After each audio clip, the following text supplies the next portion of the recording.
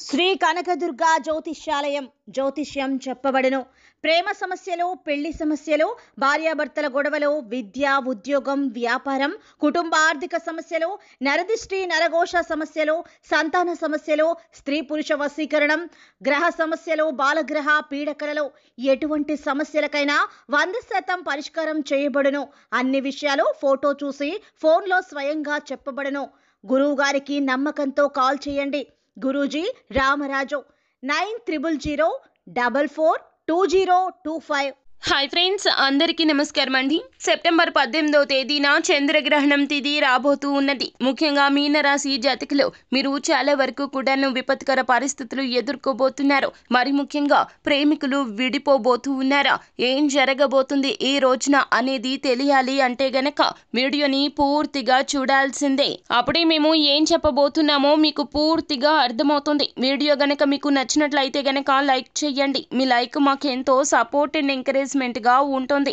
ఇక ఆలస్యమే లేకుండా వీడియోలోకి వచ్చేద్దాము. మీనరాశి వారి జాతకులు ఈ రోజున మీకు కోపావేశాలు ఎక్కువ అయిపోతాయి. ఎవరైనా మీకు ఎదుట మాట మాట్లాడితే చాలు మీకు ఊహించలేనంత కోపం వస్తుంది. ఎవరైనా రెచ్చగొడితే రెచ్చిపోయే స్వభావం ఉన్న ఈ రాశి జాతకులు ఈ రోజున మీ యొక్క తీరులో చాలా వరకు కూడాను ఊహించినంత పెను మార్పులు కలుగుతాయి.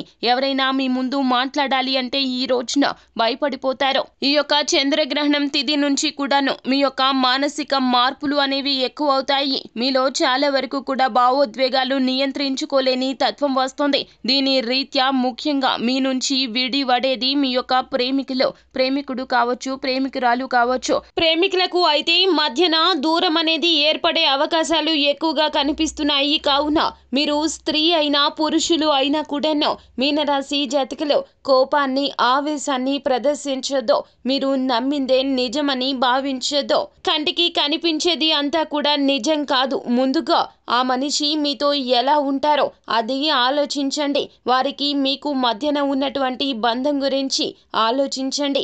ఒక్క అడుగు వెనక్కి వేయండి. కోపం వచ్చినా, ఆవేశం వచ్చినా నియంత్రించుకునే ప్రయత్నం చేయండి. మీ భావోద్వేగాలు ఈ రోజు నుండి చాలా వరకు కూడాను నియంత్రించుకోలేని స్థాయికి చేరుకుంటాయి. కానీ మీరు ఓర్పుగా ఉంటే గనక ఎంతటి ఇబ్బందిని అయినా కూడాను చిరునవ్వుతో ఆపేయవచ్చును. మీకు మీ యొక్క జీవిత భాగస్వామికి గాని, ప్రేమికులు అయితే గనక మీ ప్రేయసి ప్రేమికురాలికి మధ్యన కావచ్చు ఉన్నటువంటి బంధాన్ని ఇంకాస్త ముందుకు తీసుకొని వెళ్లే ప్రయత్నం మీకు మీరుగా చేయండి.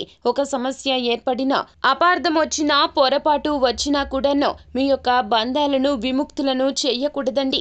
మీ యొక్క బంధాన్ని విడిచిపెట్టే ప్రయత్నం మాత్రం అస్సలు చెయ్యకూడదు. తప్పు ఏమిటో ఆ యొక్క తప్పును సరిదిద్దుకునే ప్రయత్నం చేయడానికి మీరే కీలక అడుగు వెయ్యండి. ఇబ్బందులు అన్నింటినీ కూడాను మీరు భూతద్దంలో పెట్టి చూడవద్దు.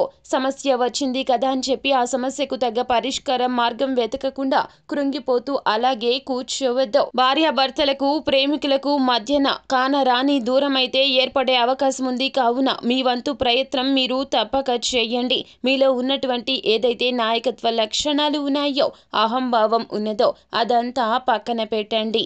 సో ఫ్రెండ్స్, చూశారు కదా, ఈ వీడియో గనక మీకు నచ్చినట్లయితే గనక లైక్ చేయండి. అలాగే మీకు రాబోయే ఈ చెడు పరిస్థితుల నుండి బయటపడడానికి శివారాధన మేలు కలగ చేస్తుందని చెప్పడం జరుగుతుంది.